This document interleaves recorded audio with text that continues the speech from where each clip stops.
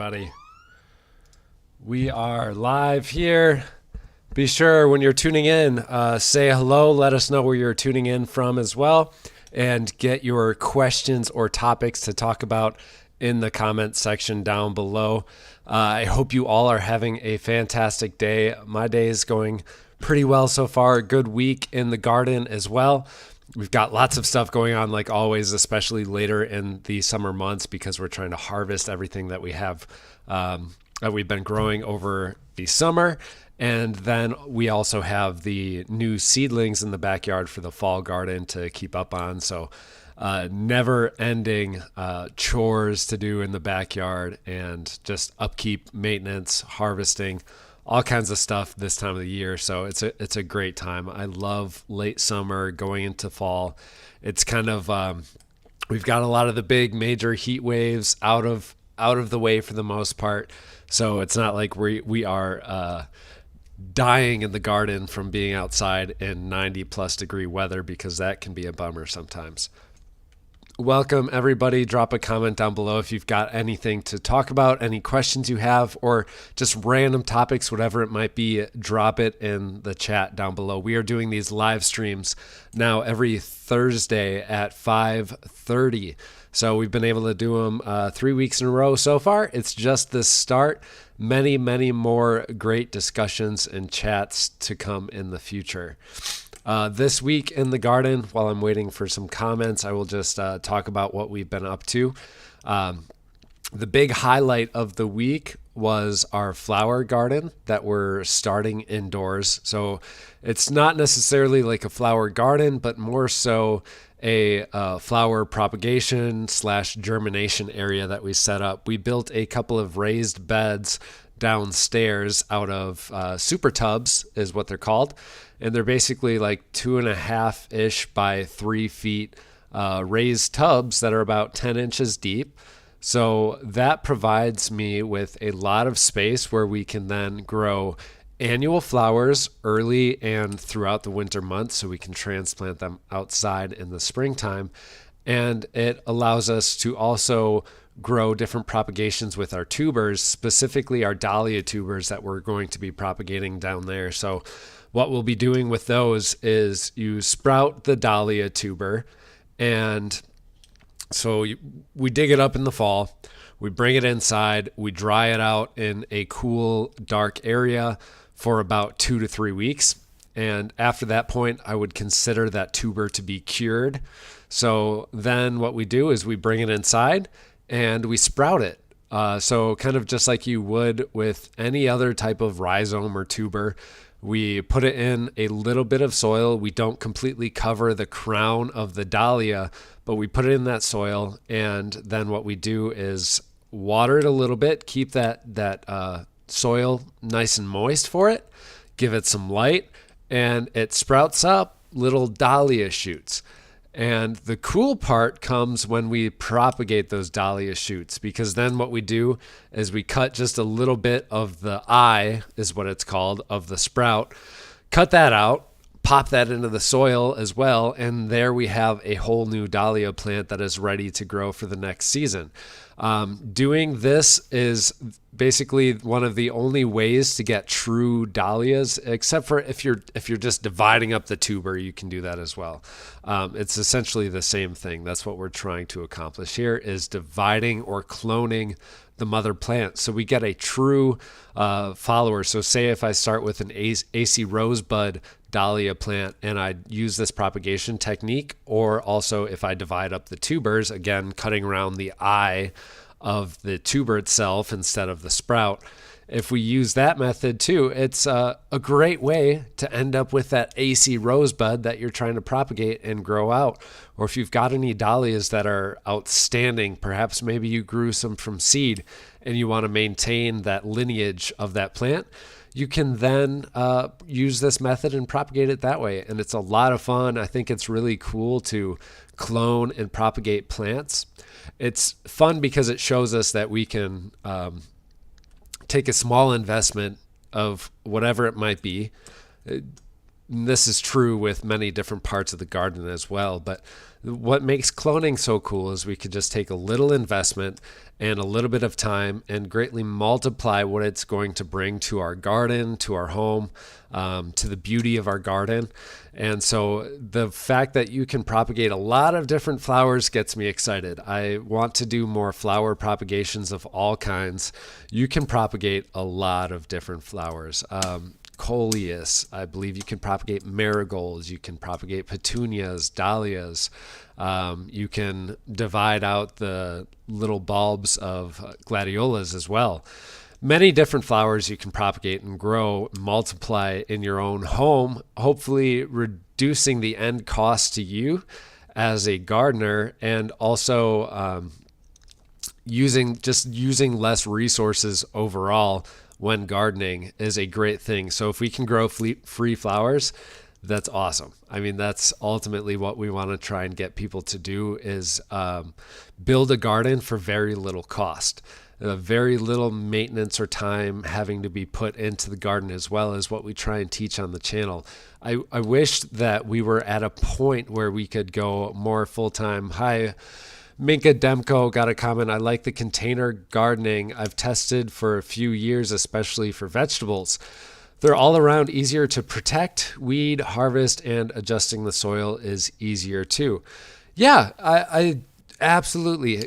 Container gardening can be a great way to grow all different kinds of plants, vegetables, annuals, perennials, all kinds. You can grow just about anything in a container. I've even seen very large fig trees in containers before, big avocados and lemon trees, lime trees, mango trees you could probably grow in there. Lots of different things that you can grow in a container. And if I would definitely grow in the ground wherever, whenever you can, but a lot of the times people do not have the ability to do so.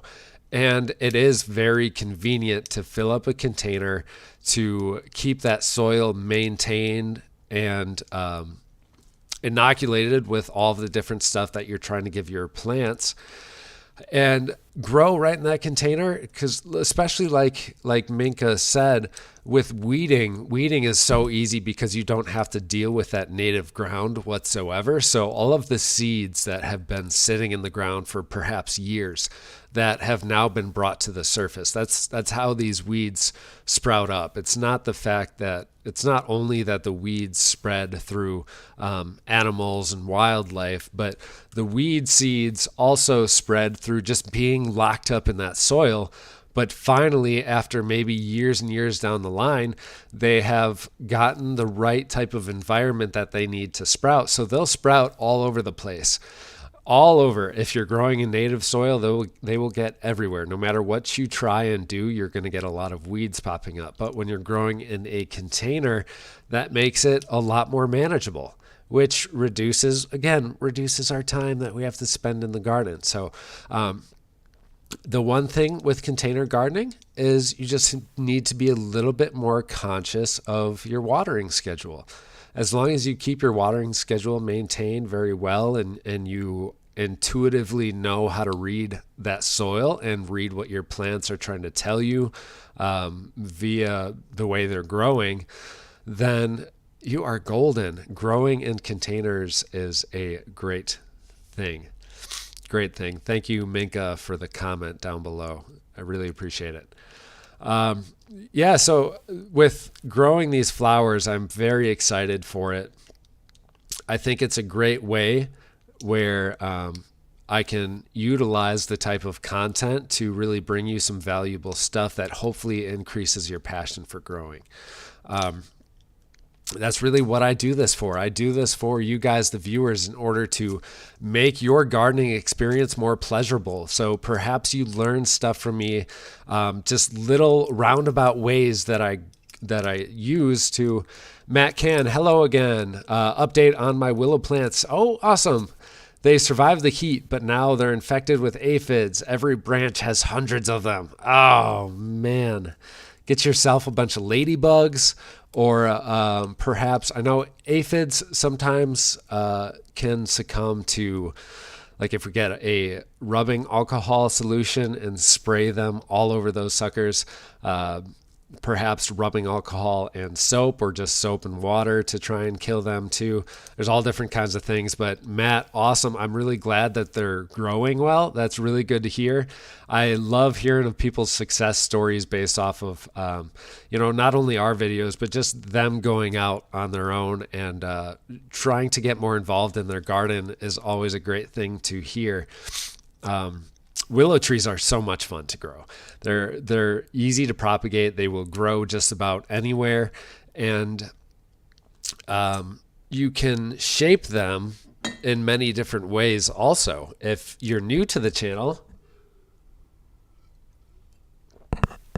you might not have seen all of the willow tree videos that we do have, but we've got lots of willow tree videos here on the channel. I would say, in fact, we probably are one of the dominating channels on YouTube when it comes to willow trees. I'll just a little pat on my back for that one. It's out of my passion. That's a great tip. Thanks. I will get them drunk and kill them. That's what's happening right there. They are dying from that alcohol.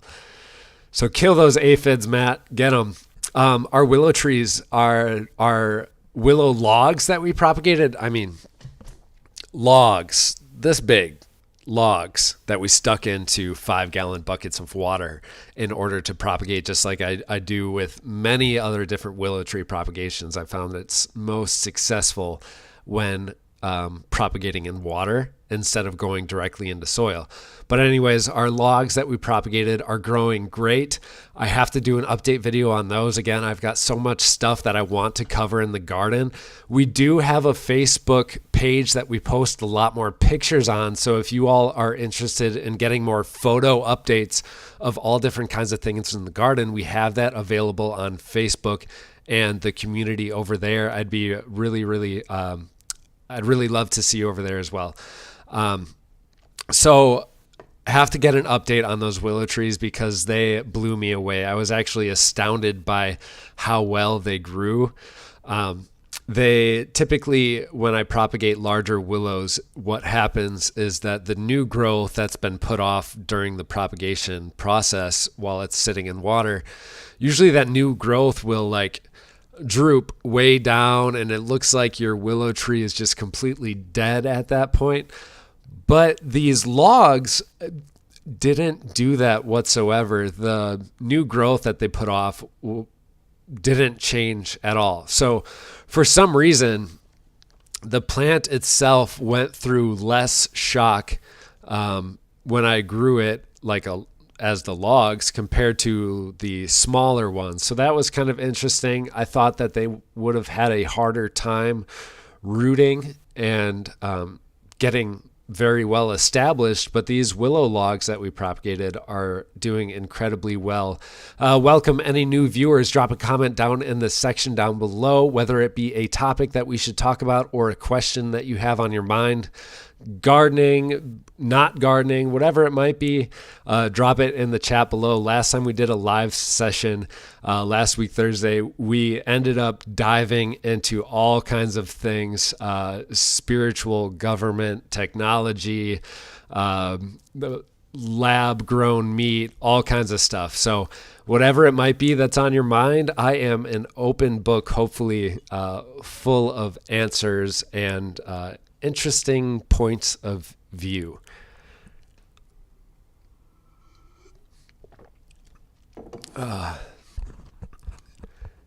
Renee O'Day, okay.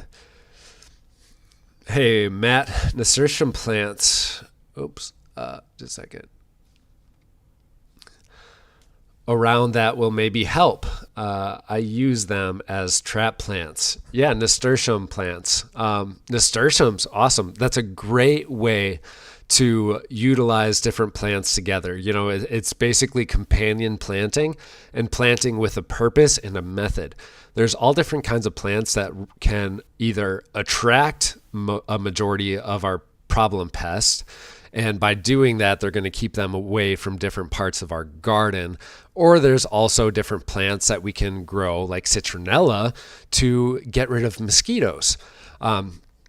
And, planting marigolds all throughout the garden, your vegetable garden is a great thing, a great way to also keep away several different types of pests.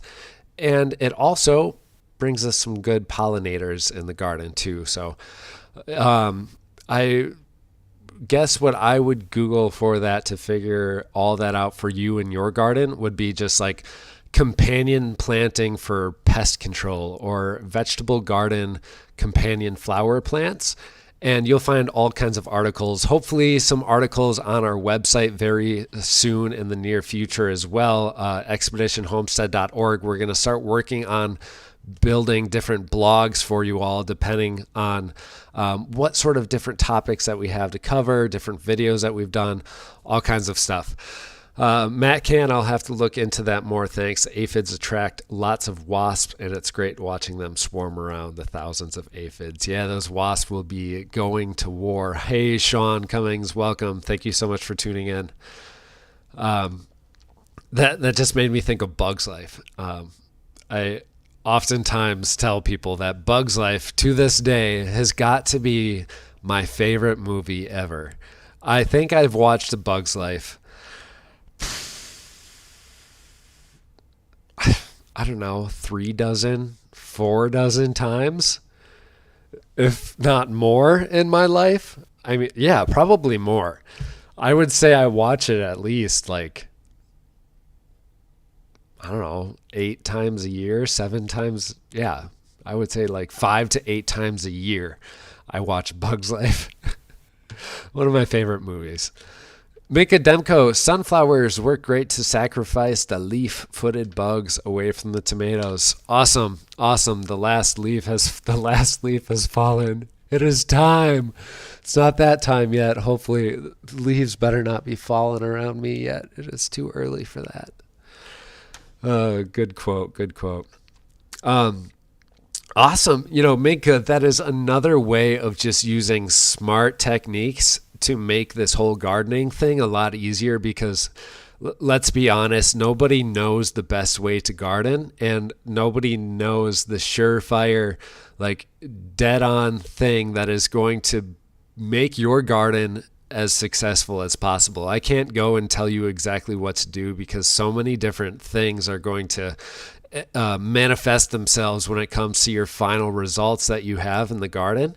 And, the coolest part of that is that we all get to kind of establish this journey through gardening that is completely unique to us. It's unique to you. It's unique to me. It's unique to your friend who's been gardening for 30 years. It's unique to your friend who's been gardening for 5 years. No matter who it is, I truly believe that every gardener has a different story to share, which is why we're trying to implement some new things here on the channel, where we're doing tours and sharing these stories of local gardeners in my area, or as well as other YouTube gardeners. We're going to be having some upcoming videos on, I think we're going to call it like growing channels, or something like that, like growing creators. Basically, we want to highlight some YouTube channels. I don't care how big or how small.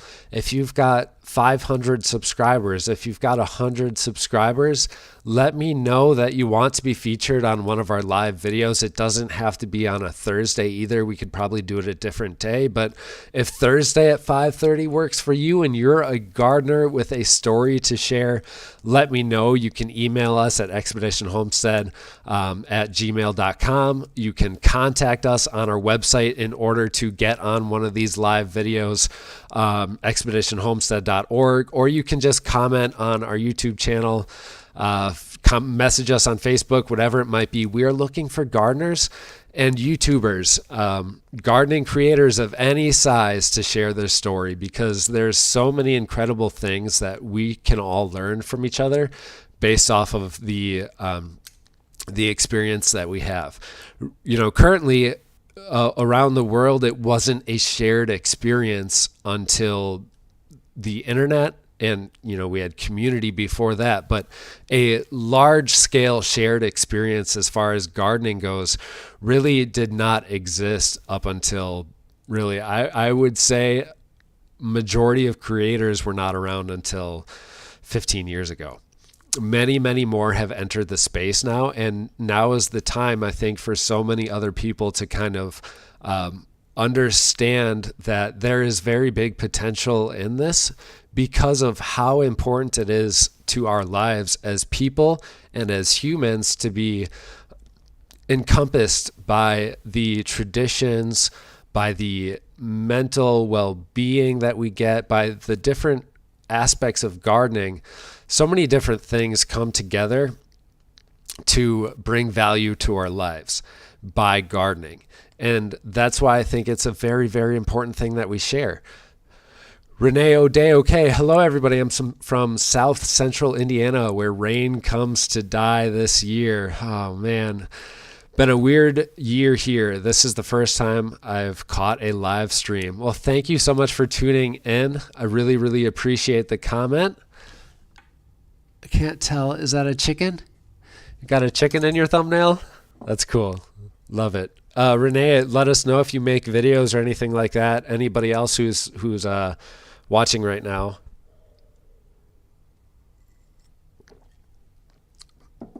Let us know if you've got a YouTube channel. We'll check it out here firsthand, and then love to get people on the channel as well for live streams in the future.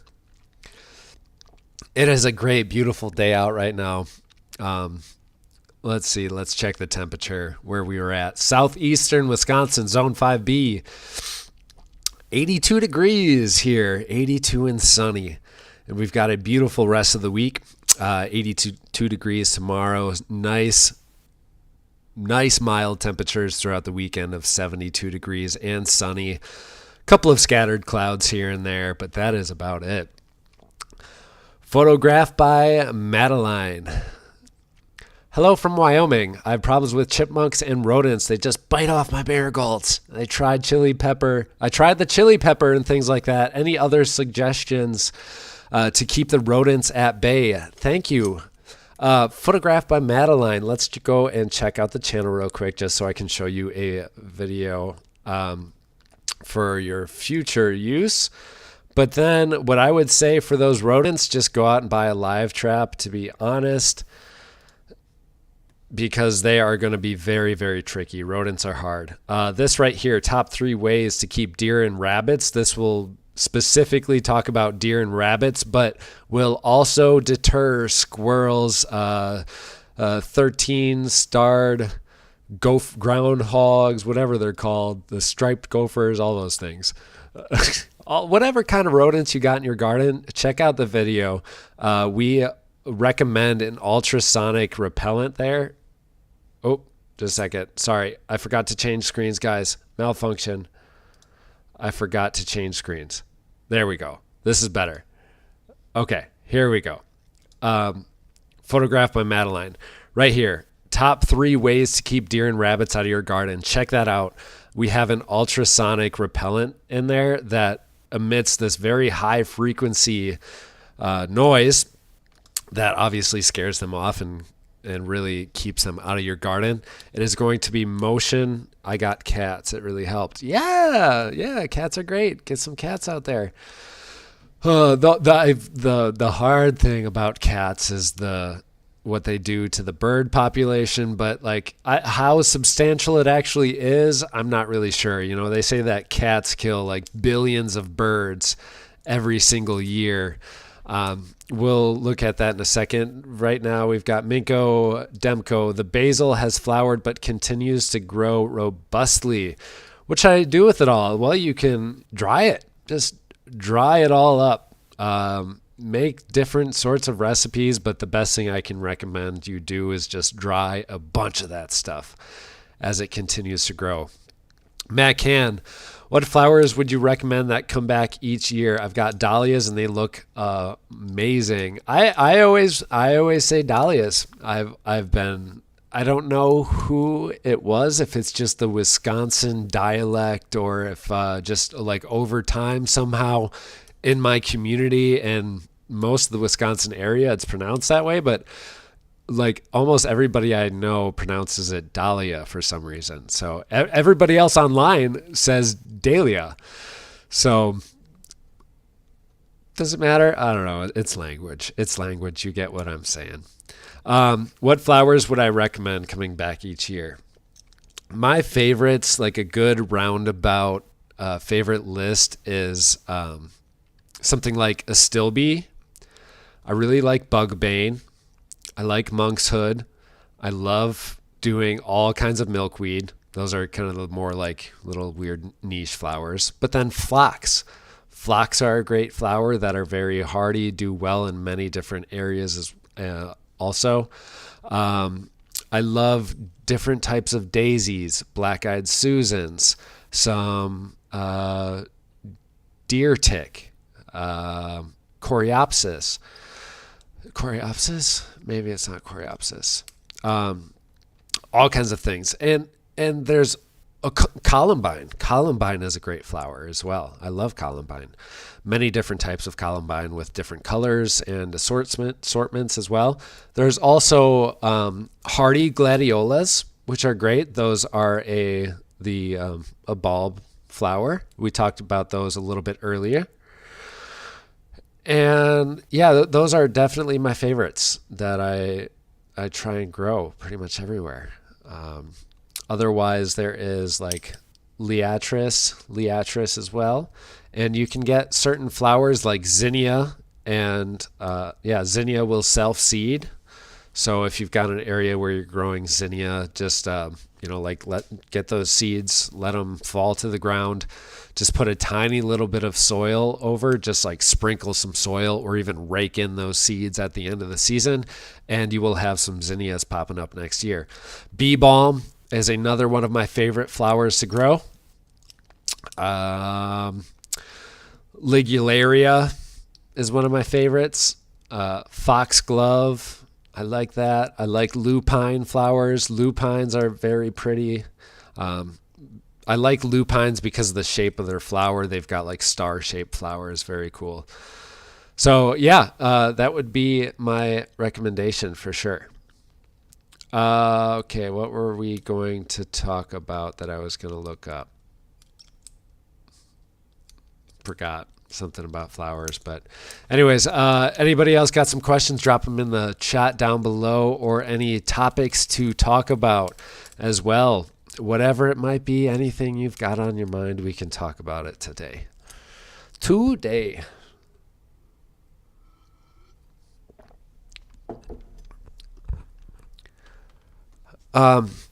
Who else loves to garden? Who else loves to garden? So many people. So many. I wish there were more. There should be more. A lot more people used to garden. They used to grow in their yards. They used to live a lifestyle that was kind of based around gardening. And that has just been slowly but surely removed from the history books as time goes on. And I think it's getting worse. I would hope that it was getting better, but I don't really know. The internet gives me hope. Other things give me hope too with it, but we shall see. That's what I do this for. Oh, I kind of got like the hiccups. All right. Okay, I will talk a little bit about our fall garden, how it's going so far.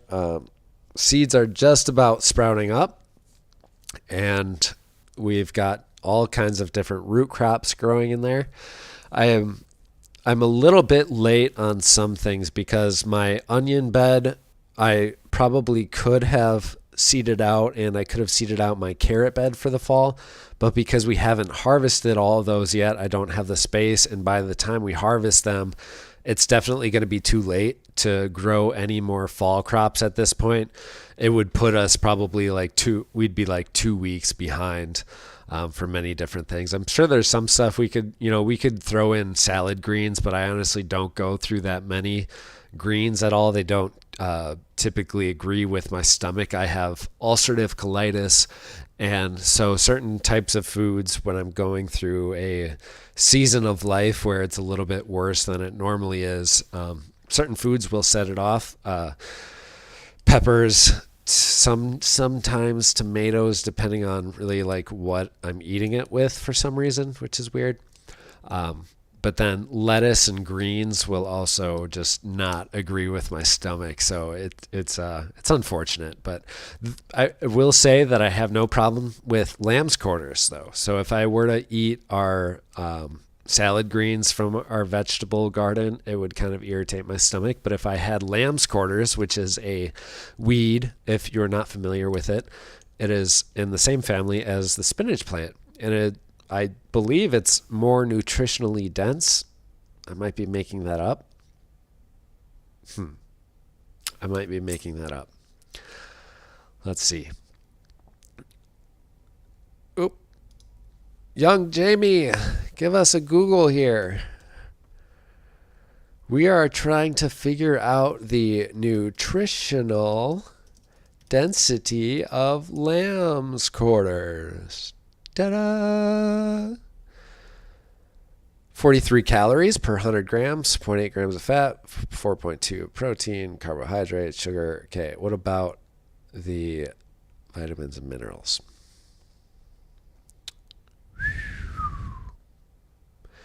For some reason, our internet has been ridiculous. Like, this is... Are you kidding me? Are you kidding me?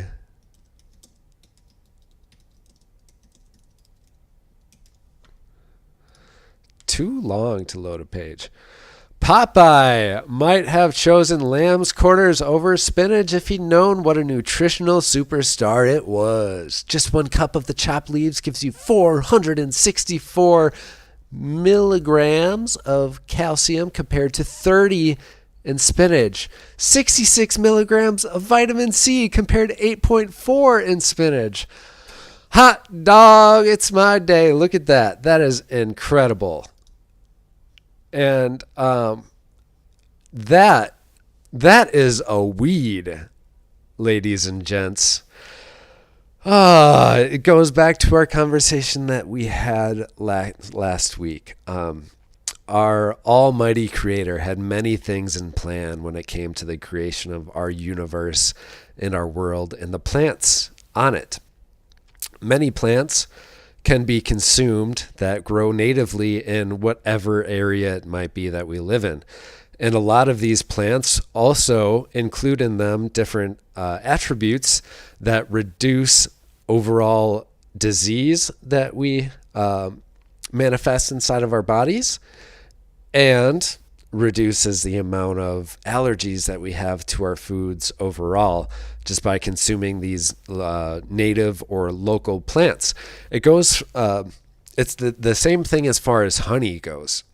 If you want to buy honey, the best thing that you can do is buy honey that's local, because it's going to greatly decrease the amount. Ooh, thunderstorm inbound, says Minka. No thunderstorms here. I hope your plants and garden does well during thunderstorms. It's always nerve-wracking when one rolls in. You never know how bad it's going to be. But when it comes to honey, we want to buy local honey because it reduces the amount of food allergies that we have problems with in our lives. So, wow, just the fact that lamb's quarters has so much in it.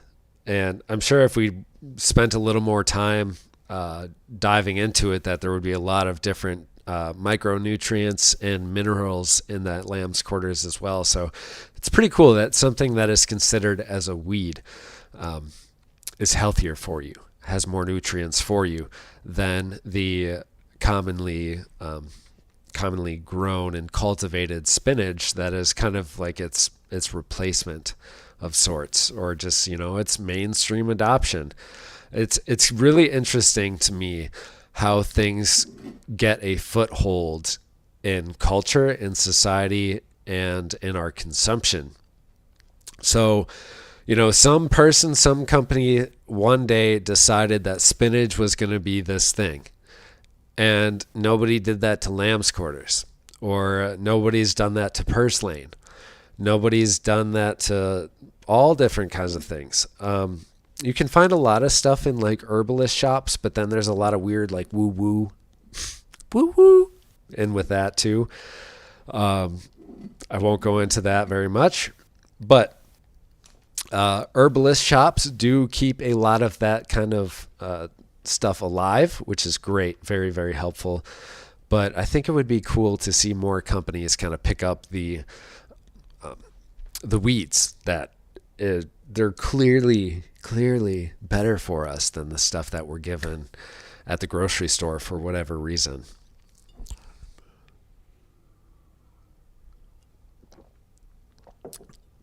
There is also a weird conspiracy story. It's not a conspiracy story. A true story about how grass lawns were created, how they were adopted mainstream, and what that looked like overall, the entire process and all like the inside work that went into place in order to make sure that that was a future that was that existed. A very interesting story. Kind of forget a lot of it, to be honest, but there's this one girl. We'll pop over and see if we can find her video. This girl had a very interesting video on it that was full of information that just kind of blew me away. How grass lawns took over, maybe something like that. Okay, no, that's a bad combination of words. I'm getting all sorts of how grass lawns became popular. This one.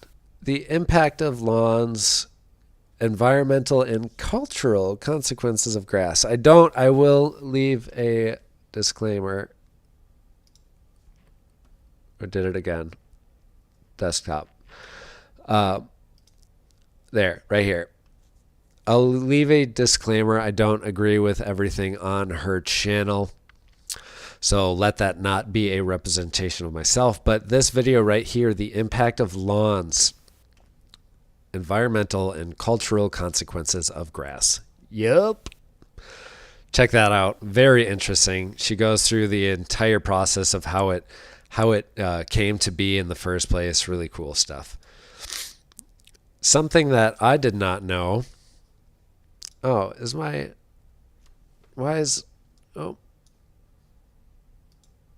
a second.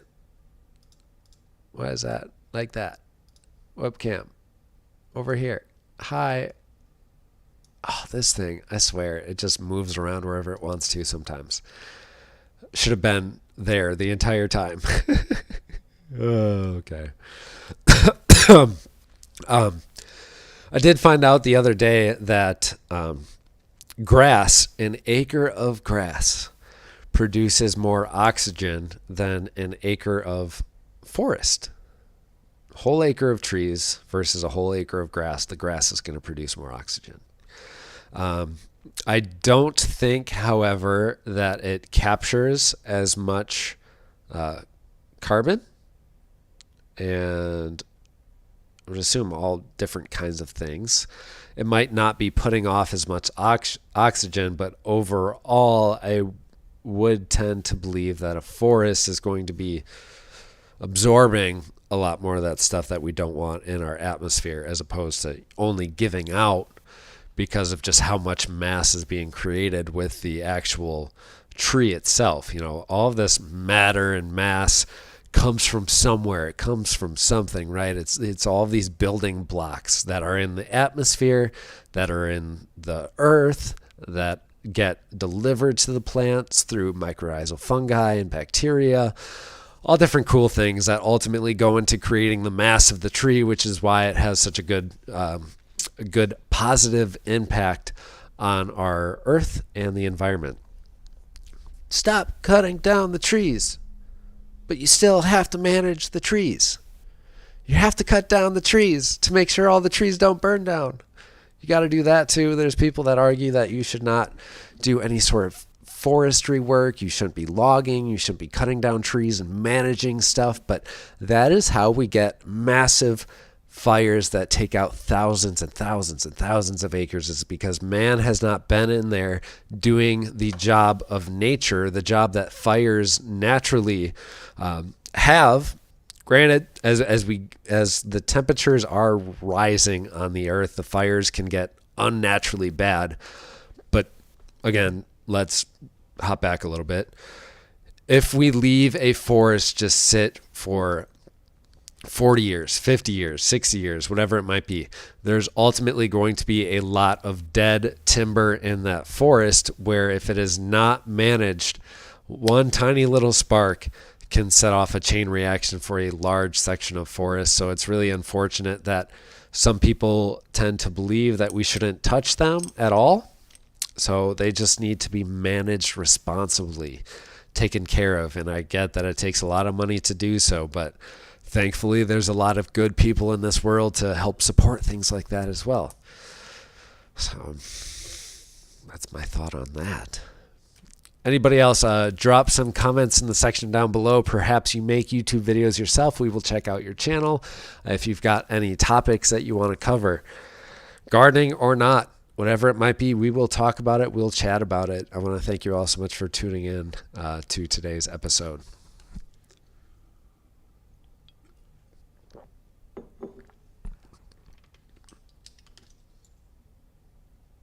Okay. Anybody? All right. It is time to start harvesting our elderberries. It's time to continue harvesting our tomatoes, our cucumbers, our carrots, our onions. Basically our second crop of rhubarb will be ready. Yeah, so when we cut back our rhubarb and stuff, we just made sure that it kept on growing, and we'll get lots of rhubarb from it for a second time this year, which is cool. Didn't do a video on it or anything because I don't know how many people are interested in rhubarb in the first place. But who knows? I like rhubarb. I don't like it a lot. It's not my favorite thing, but I do think that a good old classic rhubarb with a bowl of sugar is something that does the body good. Definitely. Takes me back to times with my grandmother in her garden. All right, dude. Uncalled for. Bot. YouTube needs to get a hold of its bots. I don't even know how to go through and delete all of those. Silliness. You silly robot, human thing, whatever you are, dropping those comments. I'm not sure how to go through. Let's see. There. Remove. Report.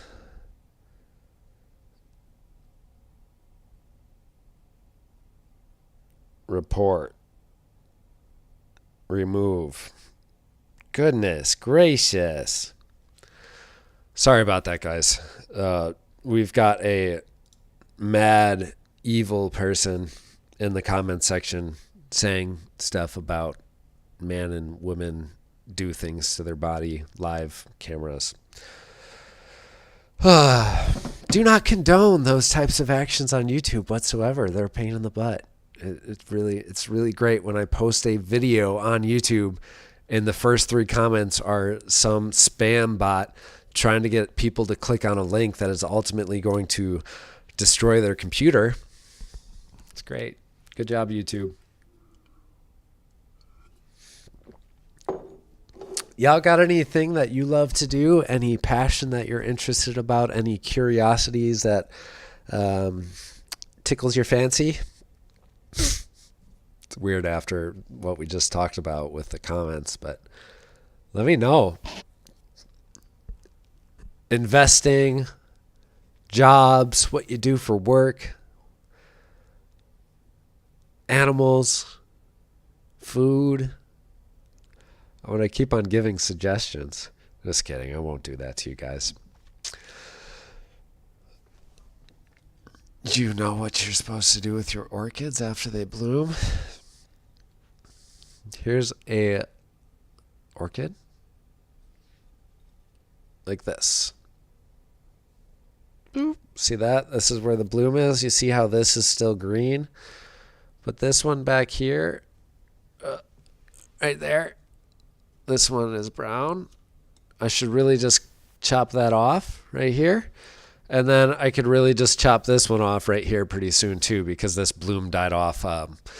This bloom must have died off 3 months ago or something like that. Maybe even longer. So after that bloom dies, you can just cut the stalk a couple of inches below your initial orchid bloom.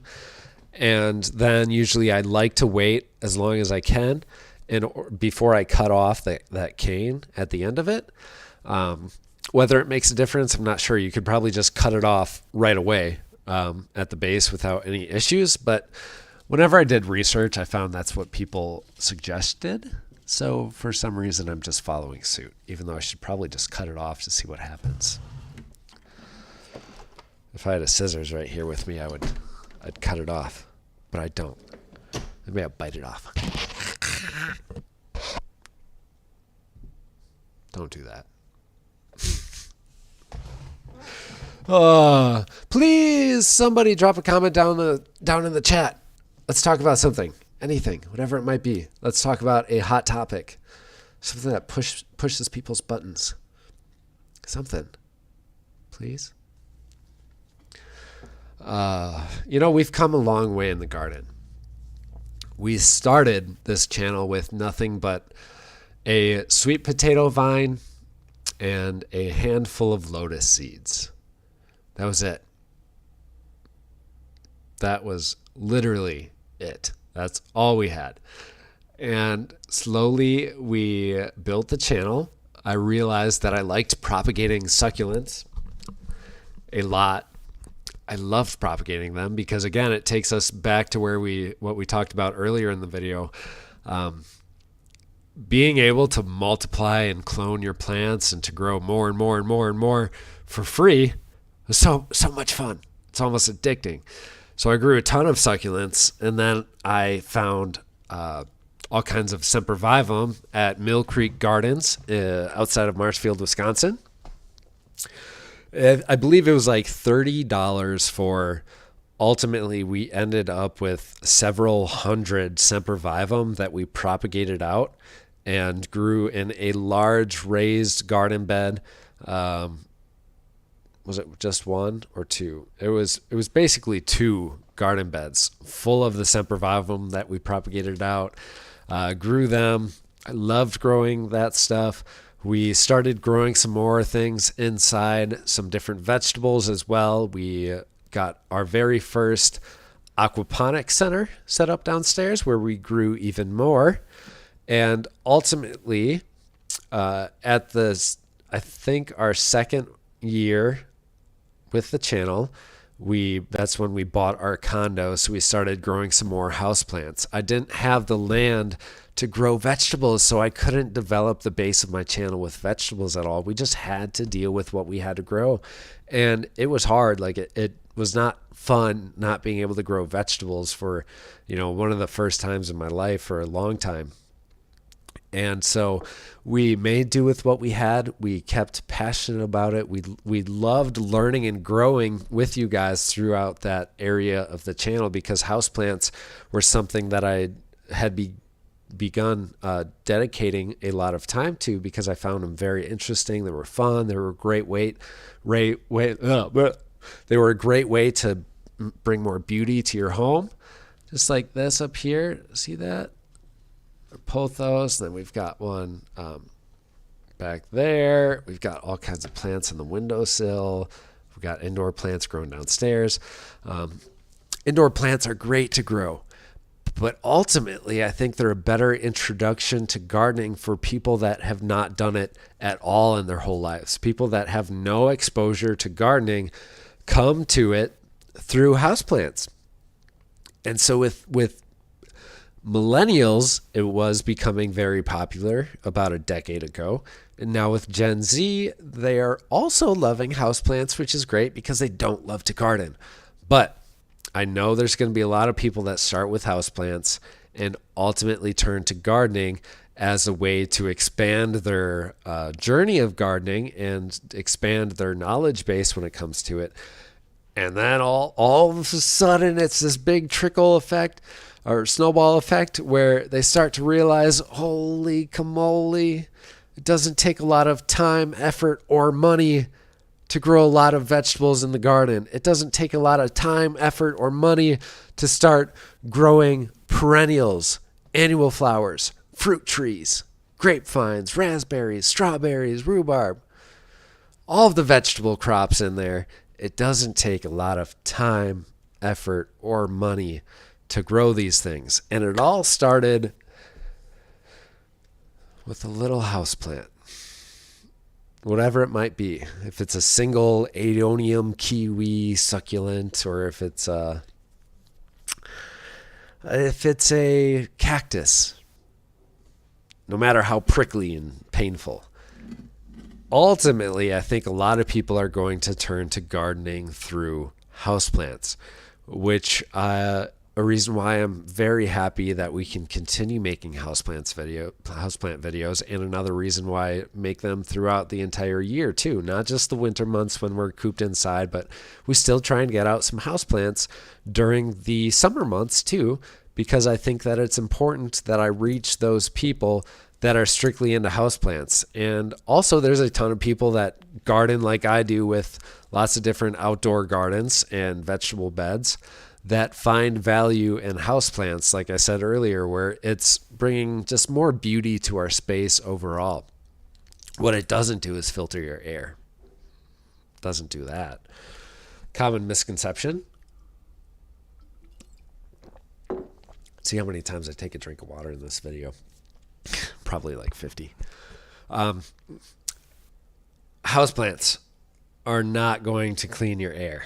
They're not going to filter your air, or they will, but they're not going to make a difference in your home unless you live in a home that is built brand new and is sealed up like no other. In fact, it's probably sealed up too tight, because then you're not going to get the right type of air transfer in your home. Most homes, ultimately, if you took I think you can do it with FLIRs or like infrared or thermal cameras, possibly. Companies will go out if they're about to do an assessment on your home and its HVAC system and its overall the level of environmental friendliness that your home has. You know, how efficient it is at keeping heat in that home. You go and you'll find that most homes are built like Swiss cheese, and I mean, thousands of cubic feet of air is getting interchanged from outside of your house, inside of your house, and then inside, outside, all throughout your house. So thousands of cubic feet of air, where this thing is like, you know, could maybe affect a few cubic feet of air inside your home. All of my plants combined that I have inside of the house will affect a, you know, few hundred cubic feet of air, maybe in a day, if that. I don't know the numbers. Don't quote me on that. But we're talking about a very little amount compared to the thousands of cubic feet that are just interchanged in and outside of your house, bringing in, you know, that so-called polluted air. So it's really, you know, these plants are not going to be filtering your air to the point where it's making a difference in your life. So if you want filtered air, get an air filter. Don't go and buy a bunch of plants. Buy a bunch of plants because, you know what? Here, do this. Go to Home Depot or go to your local garden center or go wherever you buy plants and tell your significant partner that the reason why you're getting all these plants is that, we've got to filter our air. We need more plants. We got to filter our air. That's what we've got to do. And that'll give you a good excuse to buy more plants, because we could always use an extra excuse or two to buy more plants. Am I right?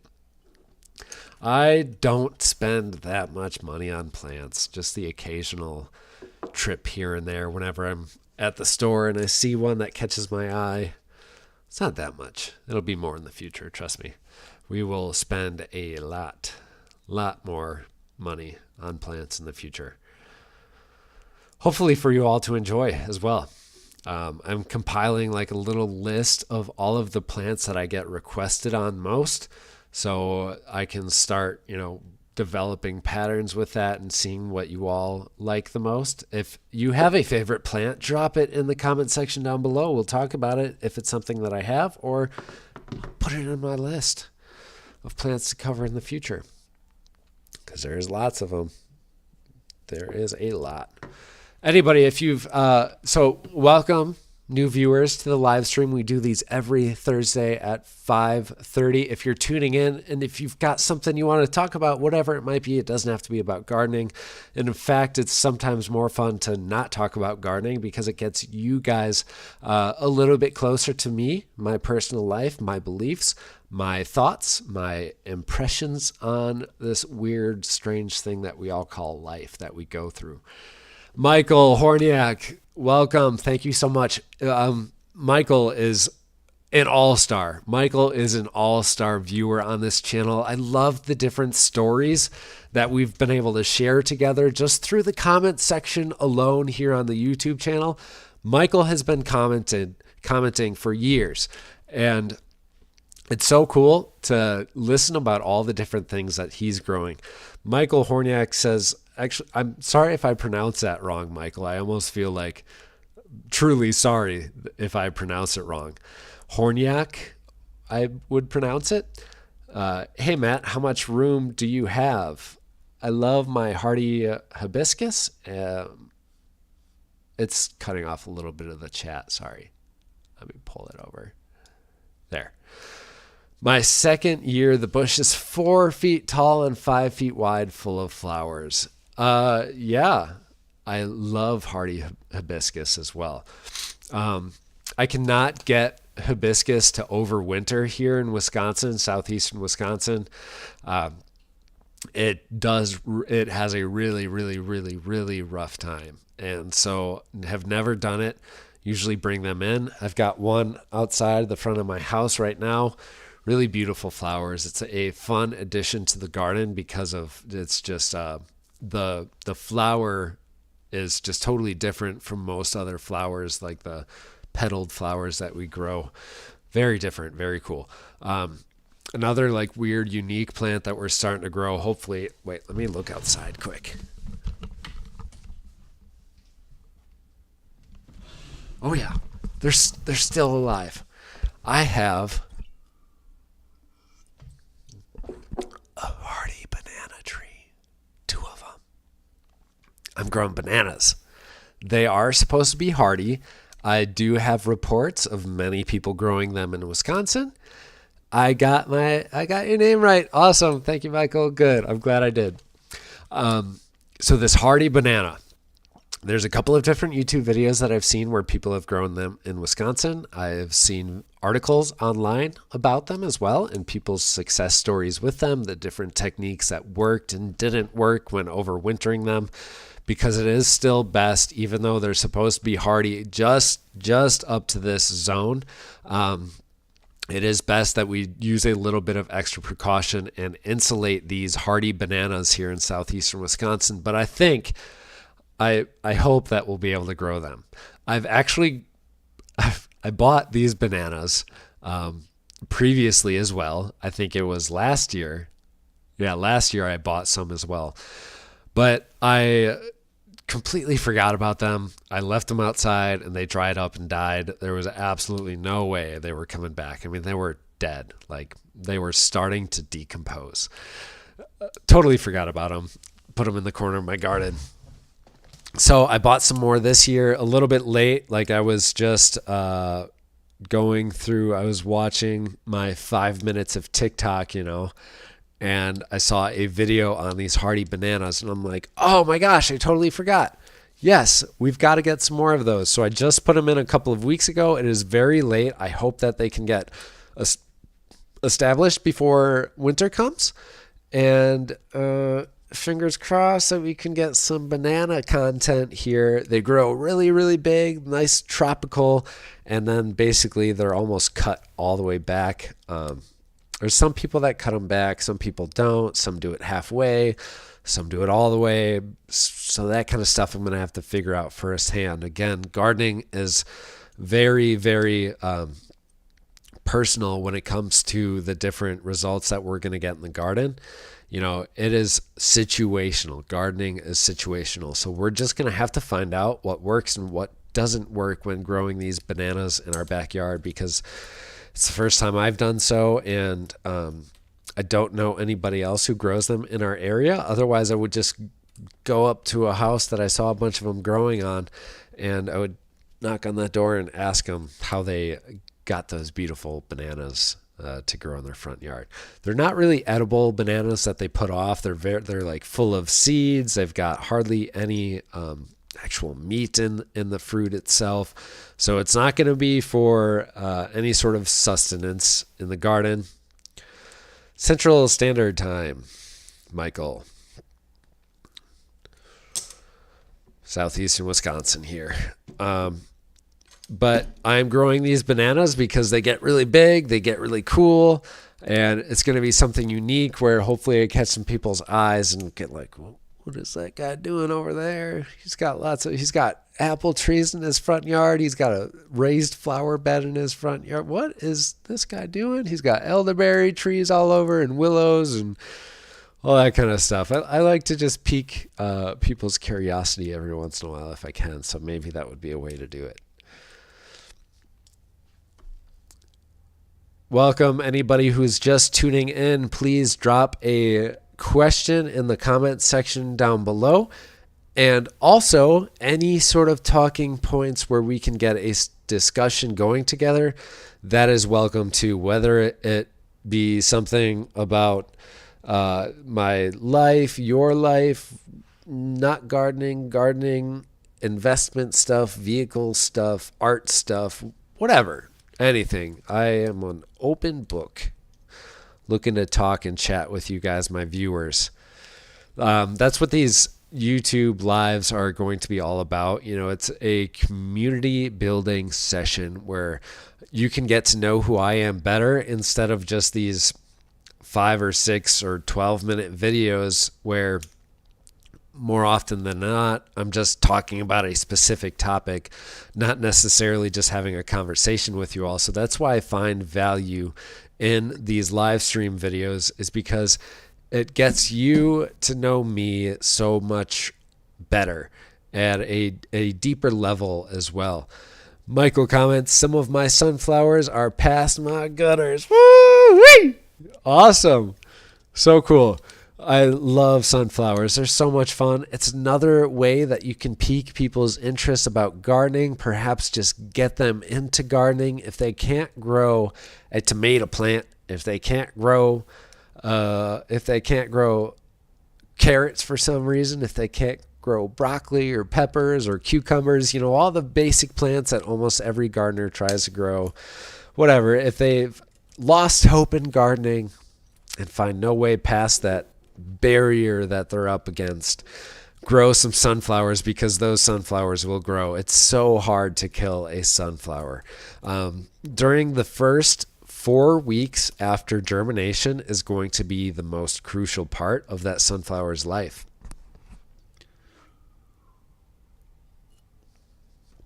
If you take care of it beyond that point, chances are that it will just thrive through the rest of the year. Don't forget, sunflowers do require and appreciate a lot of water, and you can also fertilize your sunflowers. I know most people don't fertilize their sunflowers, including myself, up to a couple of years ago, actually until we moved to this property here. Wonder if the live stream is a little bit spotty. There we go. I didn't really fertilize my sunflowers up until last year. And we had incredible results with the mammoth sunflowers. I'm not talking about like some fertilizer that I have to go out and buy. I'm talking about some real compost, some coffee grounds, some aged urine that you put. It sounds gross, and I just wish we could get rid of that because it's an incredible fertilizer. Really, really good fertilizer. Just go pee in a milk jug for a little while. Let it sit for a couple of weeks, a month, whatever. Make sure it's sealed up nice and tight, but then go and dilute that and pour it all like right on your garden bed all over the place. Woo! Your flowers are going to love you. Your fruit trees are going to love you. Rabbit love to eat the newly sprouted. Yes, Michael, rabbit are a pain in the butt. You saw my video on the pest control. That is a great way to keep those pesky little rabbits out of the garden. The greatest thing that I found is the ultrasonic repellents. They really do a good job when it comes to repelling pests. They are pretty much bulletproof. There's no ifs, ands, or buts about it. If you get one of those ultrasonic repellents, your pest problem will be no more if you're dealing with rodents or rabbits or deer. Rachel Moran comments. Thank you. Welcome, Rachel. I have a question. First time growing garlic. Scapes developed seed pods. Can I plant these pods to garlic next year? Absolutely, you can if you would like to. However, I will say that it is much easier, much quicker to just grow with your actual garlic bulbs instead of growing by seed. Growing by seed can take a lot more time compared to the pot, or the actual bulbs themselves. So do that. But if you want to, and you're trying to have fun, you're trying to learn, I am not going to stop you from doing that whatsoever, because it is good that we learn how to implement all these different techniques, because one day you might have to travel across the country with some garlic seeds and all of your other vegetable seeds. You might have to go and do that and grow a garden for sustenance and for you and your family. So one day that might be a necessity. So why not learn today?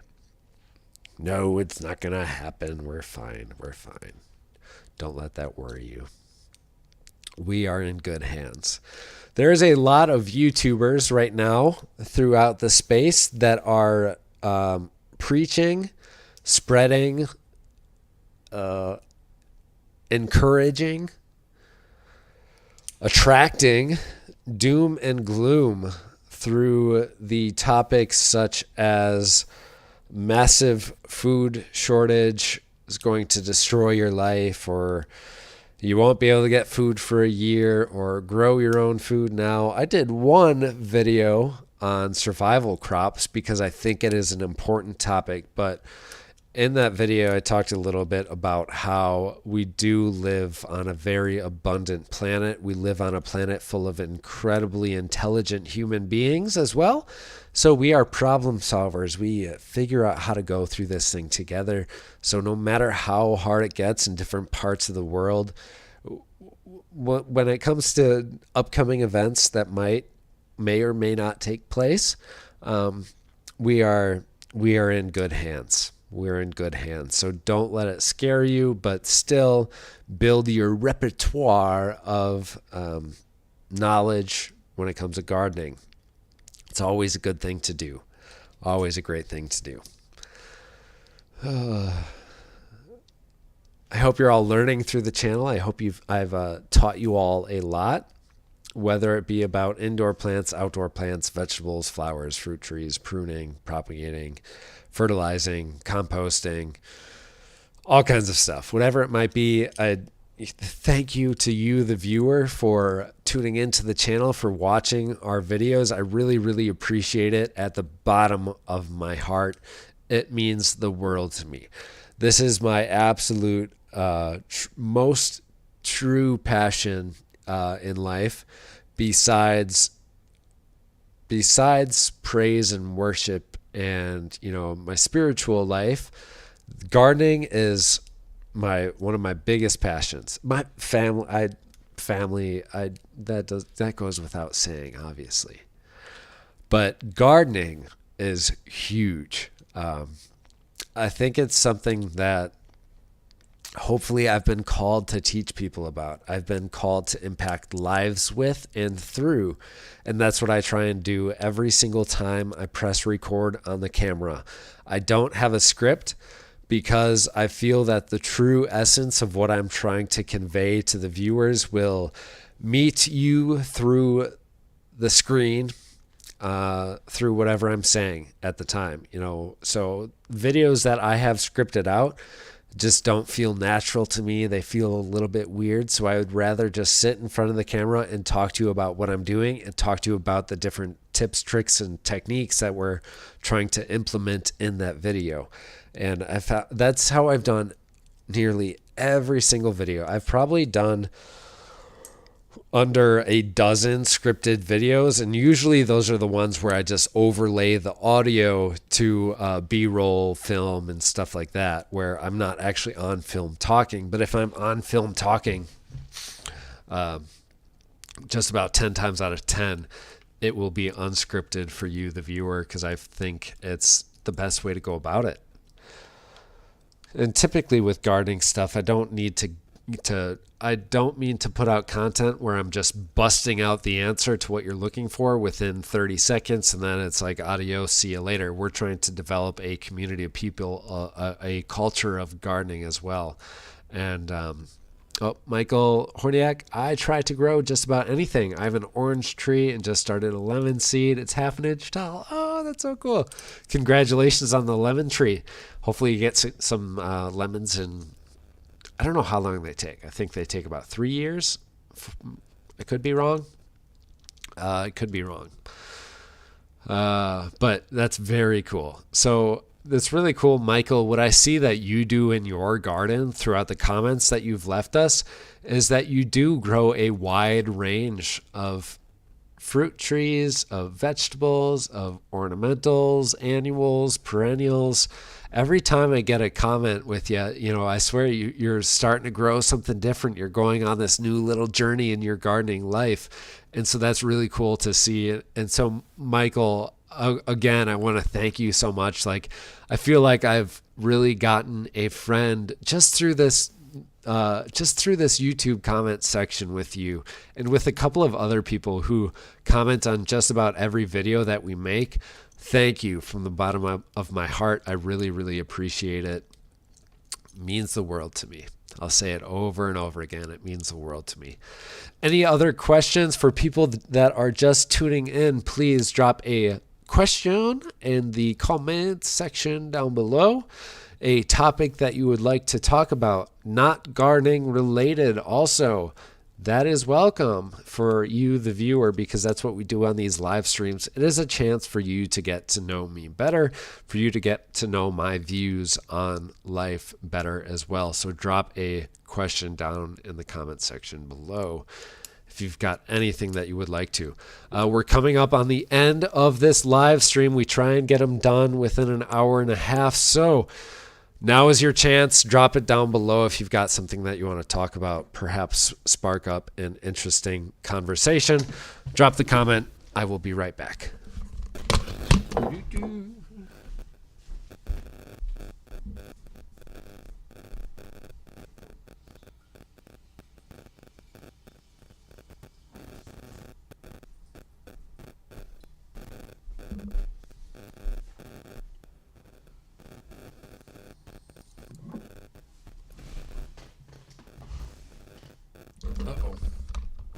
I hope my live stream is not spotty. Anybody who's just tuning in, we're going through a final blast off round. If any of you have questions that you would like to get answered, or perhaps topics that you would like to talk about, comment down in the section below. I'm not going to hang out. I will hang out longer if we get some stuff going, if we get some discussions rolling, but otherwise we are about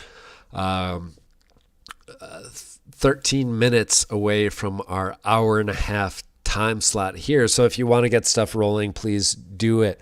Let's talk about it. Whatever might be on your mind, I would love to give you my input on it. Last time we had a couple of people that had some really, really interesting comments that we ended up talking about, like a little bit of ancient religions and just time frames overall, history. Talked a little bit about like lab produced meat and lab produced milk, stuff like that. So just give you an idea of some available topics that we talk about here on the channel. These live streams are fun, I swear. It feels like an hour and 17 minutes was half an hour ago. And I could talk all day. It's fun hanging out with you all in here. Really appreciate it.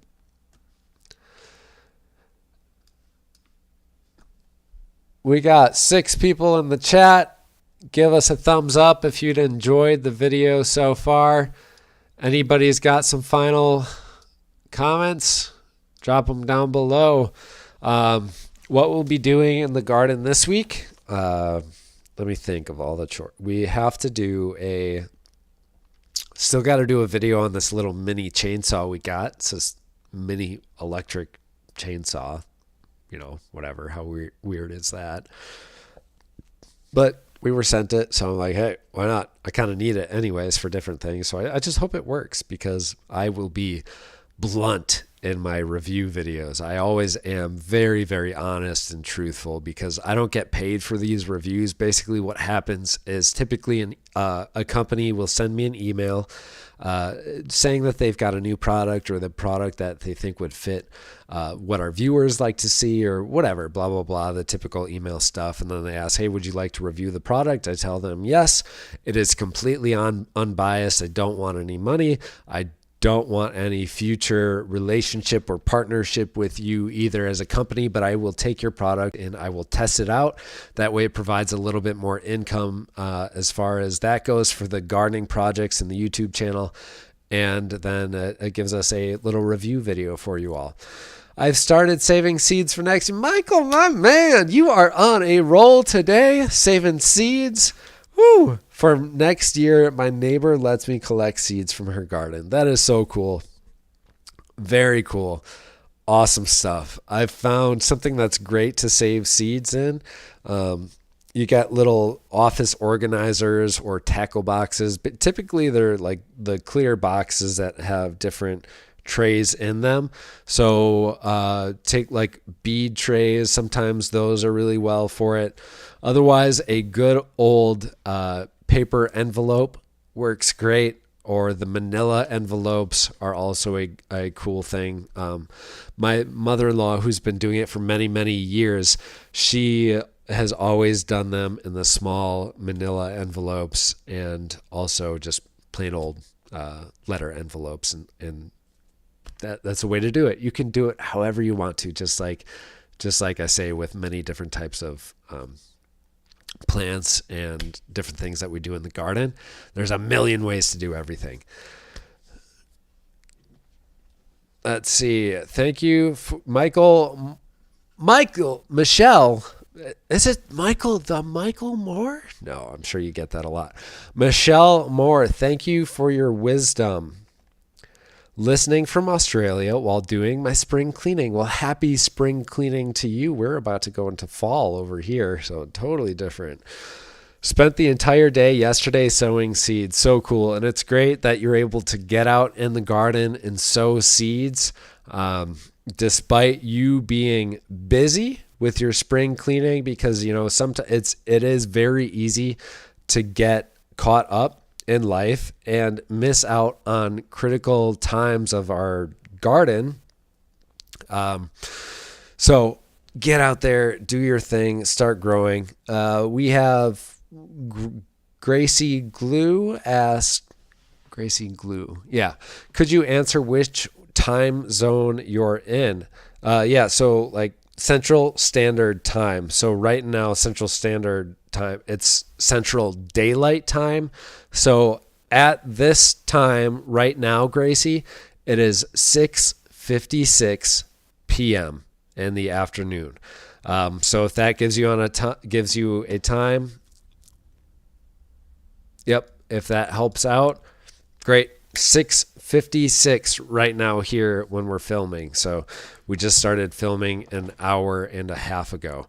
I would really appreciate it if you want to tune in regularly to these YouTube lives. I'm sure hopefully we pick up more and more people that are interested in joining them and joining the conversation, because that is how it gets fun. That's how we get the ball rolling, how we get going on all these different topics, whether it be gardening or not. It's just by people realizing that they're missing out because it's a party in here. So hopefully it's either something that you can just sit and listen to, or something that you can also take part in interactively through the comments section. You can also get very cool specific emojis for your chats that you can leave in the section down below by becoming a member of the channel and directly supporting us. It's only a couple dollars a month. So one coffee a month will get you several different cool features. If you go over to join on our channel, it'll go through all those different things in the tiers of the membership. And that's a way for you to directly support this channel here. Very little of it goes to YouTube. Most of it goes to us. And that goes into the ultimate end goal of us building a homestead here. And not on this property, because we're going to upgrade. We're constantly upgrading and growing. We're hoping to get about 2 to 5 acres on our next property so we can get some more animals besides the chicken. This is something that I will be doing for my entire life. My family will be taking part in it as well.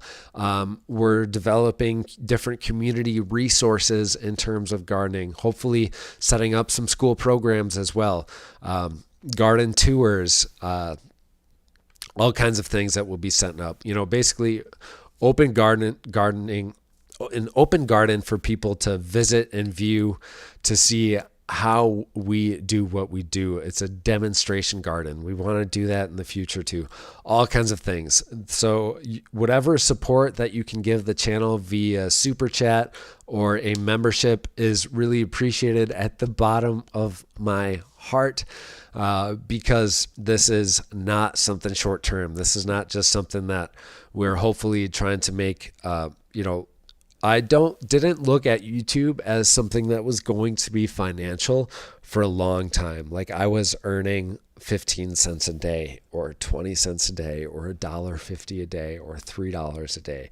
Then it turned to 15, it turned to 35, it turned to 60, and it peaked up to about $80 a day this summer. So that ultimately gives me hope that this is something that we can turn into a full-time job for you all, so we can share this content with you all and give you more professional content. Start building our websites out, start building all of these different things that we want to implement here on the channel and as an organization in our community. That's what we're all about. So really thank you all so much for tuning in. Thank you all so much for watching the videos. Give us a like, comment down in the section of whatever video you might be watching with our channel. It all helps with the algorithm that controls what gets put out in front of other people's eyes. So I really, really would appreciate it and love you all. Thank you so much for everything you do. With that being said, I will give the final call for any questions you might have. Otherwise, we are going to head out of here for the day. It's been about an hour and a half, so I really, really appreciate it. Had a lot of fun. It was a blast. Really, always so much fun to talk to you all here on these live videos. Anybody down below, drop it right now. I'll give you a few more seconds to type out your question if you've got one. Otherwise, we are going to dip out and finish the rest of my night. I've got a couple of things that I have to do in the garden. I still got to eat supper. It's already 7 o'clock. I work. Got to get up at about 4:45 in the morning. No biggie. I like getting done early with work so I can come home and garden. Anybody else? All right. Well, that about did it for tonight. Thank you all so much for tuning in. I wish you all a happy gardening adventure as always.